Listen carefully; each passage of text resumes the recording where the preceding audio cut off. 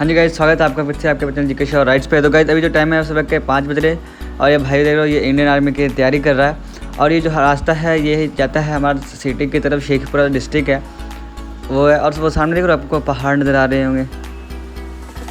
तो गाइस अभी जो टाइम है सुबह के 5 बज रहे हैं, हम लोग जा रहे हैं अभी फिलहाल राजगीर। तो गाइस ये जो देख रहे हो ये जो पहाड़ है ये गिरिंडा पहाड़ है। इसका इतिहास महाभारत काल से जुड़ा हुआ है। पांडवों ने कहा जाता है कि हाँ, तो कहा जाता है जब पांडव मोक्ष प्राप्ति के लिए निकले थे वो यहाँ से होते हुए गए थे और उस पहाड़ के चोटी पे उन्होंने कुछ दिन स्टे लिया था।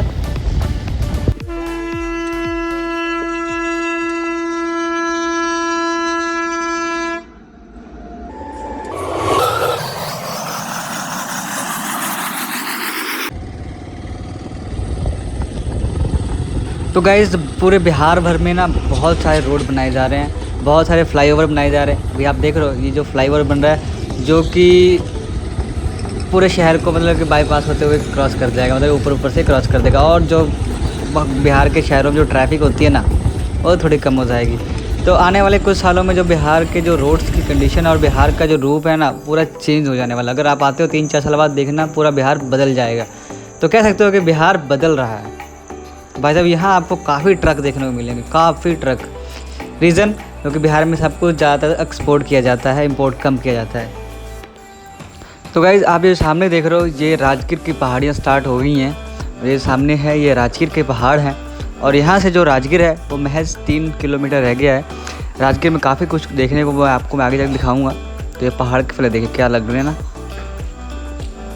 तो कैसा फील हो रहा है आपको? पहली बार आए रिटर्न जाएंगे यार, सूट भंडार देखो। तो कह रहे हैं कि बेचारे इन्होंने भी अभी तक ग्लास ब्रिज नहीं देखा था, मायूस होकर वापस जाना पड़ रहा है। तो यहाँ पे कुछ टिकट चार्जेस हैं आपको। एंट्री टिकट 50 रुपीज़, यानी क्लास स्काई वॉक 125 रुपये। ये तो कैंसिल ही होगा हमारा, हम तो नहीं जा पाएगा ना। सस्पेंशन ब्रिज 10 रुपये, जिप लाइन फ्लाइंग करते हैं तो 100 रुपये, जिप स्काई बाइकिंग 100 रुपये। ये सभी चार्ट है। तो मेरा बैड लक है, ये जितनी भी एक्टिविटीज़ है वो सभी आज बंद है। मंडे है इसलिए सब, मुझे लगा संडे बंद होता होगा।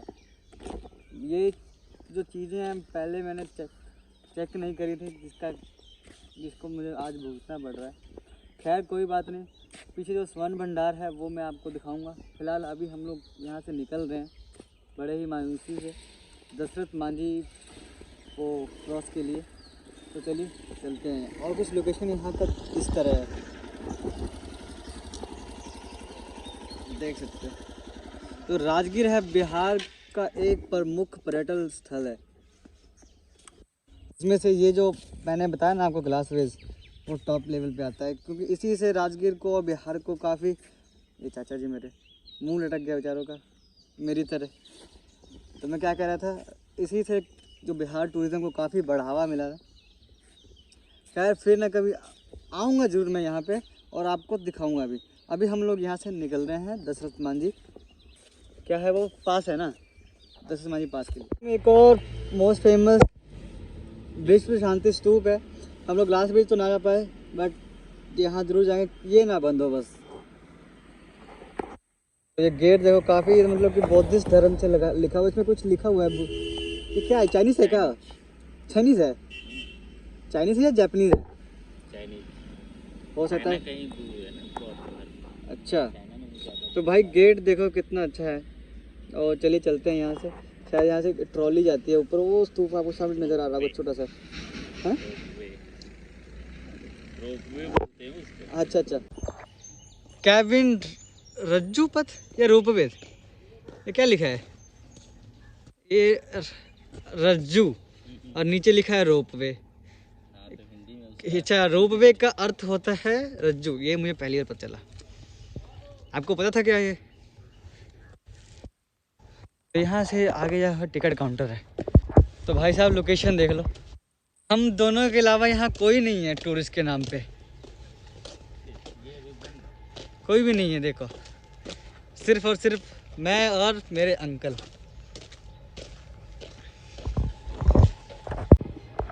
Aerial ropeway Rajgir Nalanda tourism rating launch.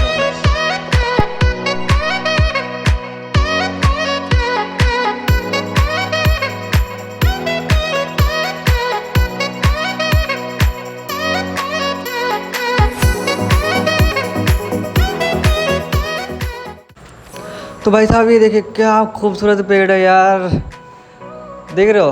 ये येलो और ऑरेंज कलर की पत्तियाँ, फूल लगे हैं, पत्तियाँ नहीं है ये फूल है शायद। तो भाई साहब कितना खूबसूरत लग रहा है। मुझे इस पेड़ का नाम नहीं पता इसको क्या कहते हैं, बट भाई साहब काफ़ी खूबसूरत लग रहा है देखने में तो। ऑसम। तो अगर आपको इसका नाम पता, तो गाइस हमारी ट्रैकिंग स्टार्ट हो गई है। वो सामने मेरे चाचा जी और उनके साथ जो है वो येलो वाले जिन्होंने गमछा रखा है, वो यहाँ के लोकल हैं, ऊपर दुकान लगाते हैं खिलौने वगैरह की। तो अभी हम ऊपर जा रहे हैं, ऊपर आगे बुद्धिस्ट स्तूपा है कोई, तो ये अंकल हमें शॉर्टकट रास्ते से ऊपर लेके जा रहे हैं।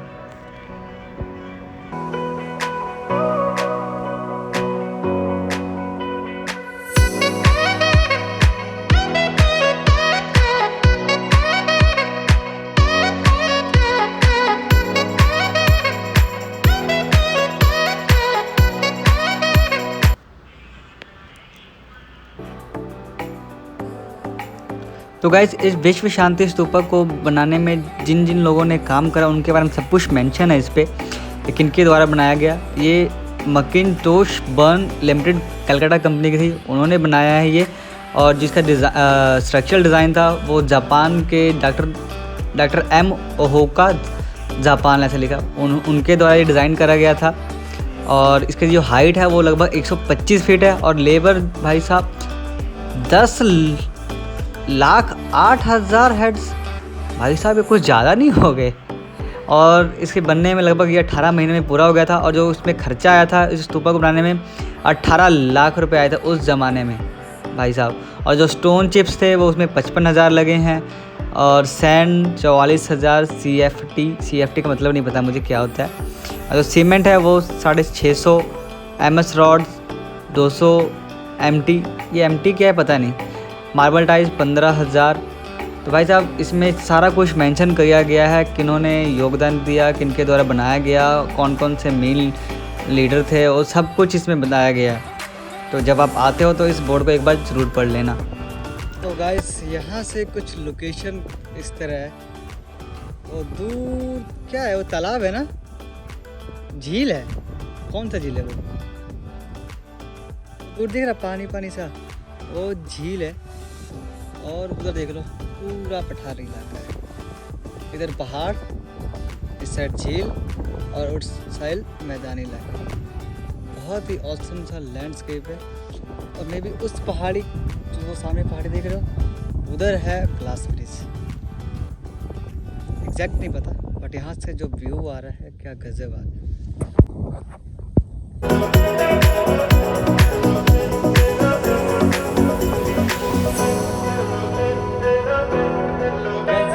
राजगीर के कुंड जो कि बहुत ही ज़्यादा फेमस है बिहार में। आपने कभी सुना और पढ़ा भी होगा इन कुंड्स के बारे में। तो गाइस ये है सीता कुंड हम लोग इधर से जाते हैं। ये देखिए कुछ लोग यहाँ स्नान कर रहे हैं। तो गाइस ये जो पानी देख रहे हो ये गर्म है, ये कुंड का पता नहीं कहाँ से आता है पानी। जिस तरह हम मणिकरण में जो पानी हमने खोलता हुआ पानी देखा था ना, उस तरह का ये उस तरह का ये कुछ जो पानी आ रहा है ये सारा वो उसमें से आ रहा है, गर्म पानी है। तो चाचा आप बताएंगे इसके बारे में, कुंड के बारे में कुछ? राजगिरी एक ऐतिहासिक स्थान है और यहाँ 5 पर्वत हैं। हाँ। 5 पर्वत में पहला पर्वत का नाम विप्लाचल हुआ। इस पर्वत से गर्म पानी निकलते हैं।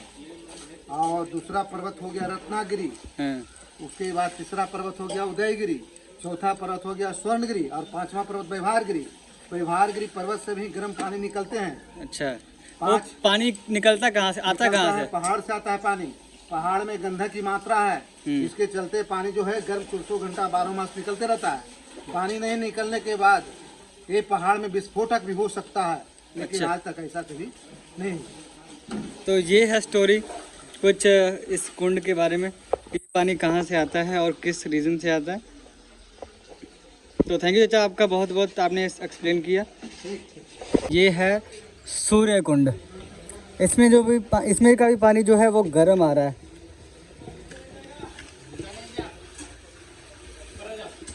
तो भैया जूता नहीं जाता इधर, मैं आपको ऊपर से दिखा दे रहा हूँ।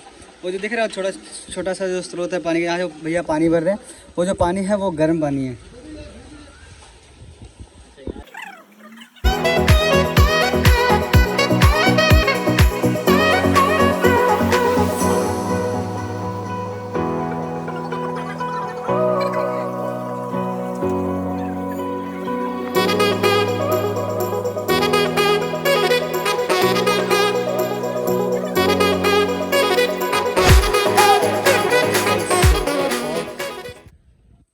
इंडिया नालंदा। तो गाइज अभी हम लोग हैं नालंदा खंडर। आपने नालंदा खंडर के बारे में पढ़ा और सुना भी होगा। नालंदा विश्वविद्यालय, नालंदा यूनिवर्सिटी इंडिया का पुराने सबसे बड़ा यूनिवर्सिटी, भारत का सबसे बड़ा यूनिवर्सिटी था। हालांकि अभी किसी एंगल से खंडर लगता नहीं है, पूरे खंडर को इस हरे भरे पेड़ ने खूबसूरत बना दिया है। देख रहे हो कितने सुंदर लग रहे हैं ये पेड़। ये पार्क को, ये देखो, ये पीपल का पेड़, बोले क्या बोले, ये फ्लावर्स देखो दोनों, ये वाइट फ्लावर्स और ये पिंक, कितना खूबसूरत लग रहा है। जो खंडर है वो आगे देखने को मिलेगा। एंट्री भाई साहब बहुत ही शानदार है। तो गाइज नालंदा, इस खंडर के बारे में काफ़ी कुछ इसमें लिखा है, मैं आपको आगे चल के स्टोरी में बताऊंगा। तो ये जो खंडर के बीचों बीच लोकेशन है, अभी जो खंडर है मतलब कि ये यूनिवर्सिटी कह सकते हो, उस समय प्राचीन काल की यूनिवर्सिटी है ये। तो यहाँ से स्टार्ट होता है। तो गाइस यहाँ से एंट्री द्वार है। जो इस खंडर की दीवारें हैं, नॉर्मल दीवारें 10 इंच 12 इंच की होती हैं, ठीक है, बट इसकी जो दीवारें हैं लगभग 8 फीट मोटी है। समझ रहे हो, 8 फीट। ये जो देख रहे हो ये दीवार है, किसी इसकी साइड रूम नहीं है, जितनी है इसमें ईंटें लगी हुई हैं, राइट। तो हालांकि ये बिल्डिंग इतनी नहीं थी, ऊंची ऊंची बिल्डिंगें थी, ठीक है, बट ये टूट कर इतनी आधी रह गई हैं। ये शायद रूम हुआ करता होगा या क्लासेस हुआ करती होंगी, है ना। ये छोटी छोटी क्लासेस होंगे नहीं ना, वही तो कुछ और हो सकता है। मुझे तो हैरत तो इस बात की होती है कि ये जो दीवारें हैं ना, वो इतनी मोटी मोटी क्यों बनाई थी उन्होंने। तो गाइस अभी जो हम लोग घूम रहे हैं ना, ये यूनिवर्सिटी का बेसमेंट एरिया है सारा। जो ऊपर की बिल्डिंग है वो तो उन्होंने तोड़ दी थी, ब्लास्ट कर दी, सभी कुछ मतलब कि ख़त्म कर दिया था। और ये देख रहे हो, ये बेसमेंट का नाला है, और ये पता नहीं मुझे क्या हो सकता है। बीच ये कुएं का क्या मतलब, यहाँ तो सीढ़ियाँ हैं, यहाँ पता नहीं क्या हो सकता है। और ठीक साइड में कुआं, पानी पीने के लिए कुएं से पानी पीते होंगे।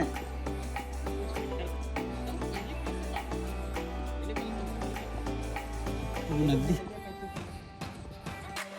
सही बात है। ये ढलैया मैं समझता हूँ, ढलैया मतलब कि दीवार को चुनाया कैसे किया है। सीमेंट तो था नहीं, सीमेंट के ये तो फफूंद लग गया इसमें। जो दीवारें हैं इसकी कम से कम 12-13 फीट मोटी हैं, एक एक दीवार। इतने लोगों का घर बन जाता है यार। अगर एक चीज़ मैंने नोटिस करी, हालांकि मेरी आवाज़ थोड़ी गूंज रही होगी, तो इसके जो रूम है ना, बाहर बहुत ज़्यादा गर्मी है, लगभग 44 डिग्री सेल्सियस होगा, और जो अंदर मैं अभी इस रूम में खड़ा हूँ नॉर्मल महसूस हो रहा है। तो ये है कुछ कारीगरी उस ज़माने की। चाहे कितनी भी गर्मी पड़ जाए, कितने भी ठंड हो, आपको जो का तो ही फील होगा। मतलब कि गर्मी में आपको नॉर्मल ही एहसास होगा, गर्मी नहीं लगेगी आपको। आपको यहाँ पे कोई रोशनदान या कुछ भी नहीं देखने को मिल रहा है, क्योंकि दीवारें ही 12-12 फीट मोटी हैं। यही रीज़न है कि गर्मी से ये गर्म नहीं होता और सर्दी से ये बिल्कुल ठंडा नहीं होता। तो गाइस अगर आपको डिटेल में जानना हो तो आप गूगल कर सकते हैं नालंदा खंडर के बारे में। तो अच्छे खासे यूनिवर्सिटी को इस जलालुद्दीन खिलजी ने क्या से क्या बना दिया भाई साहब। भाई भारत के लोग कभी उसको माफ़ नहीं करेंगे। जलालुद्दीन सबसे क्रूर शासक उस ज़माने का, इन्हें अपने ईगो के चक्कर में पूरा यूनिवर्सिटी को तबाह कर दिया। आप इसकी स्टोरी पढ़ सकते हो और देख सकते हो यूट्यूब पे, मैं क्या आपको एक्सप्लेन करूँ। तो यूनिवर्सिटी के ठीक सामने जो है ये आर्कियोलॉजिकल म्यूज़ियम है, जो कि इसमें जो खंडर की खुदाई में जो अवशेष निकले थे वो रखे गए हैं संग्रह के। तो जब आप आते हो यूनिवर्सिटी घूमने तो थोड़ा टाइम निकाल के इस संग्रहालय में म्यूज़ियम में भी ज़रूर आना। यहाँ आपको काफ़ी कुछ देखने को मिलेगा। हालांकि अंदर कैमरा अलाउड नहीं है, वरना मैं आपको दिखाता।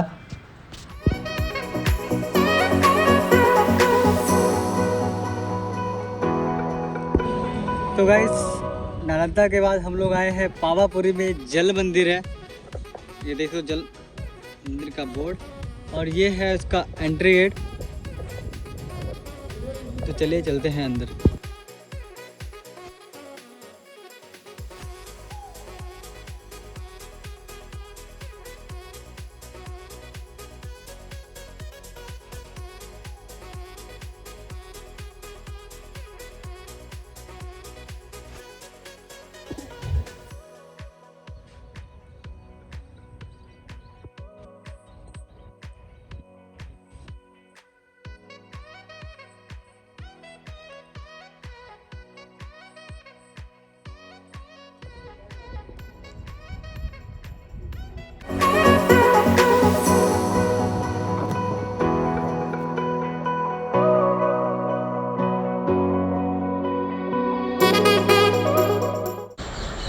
तो गाइज़, ये जो जल मंदिर है ये बेसिकली महावीर जैन जी का मंदिर है, जो कि तालाब के बीचों बीच में बनाया गया है और काफ़ी खूबसूरत भी है।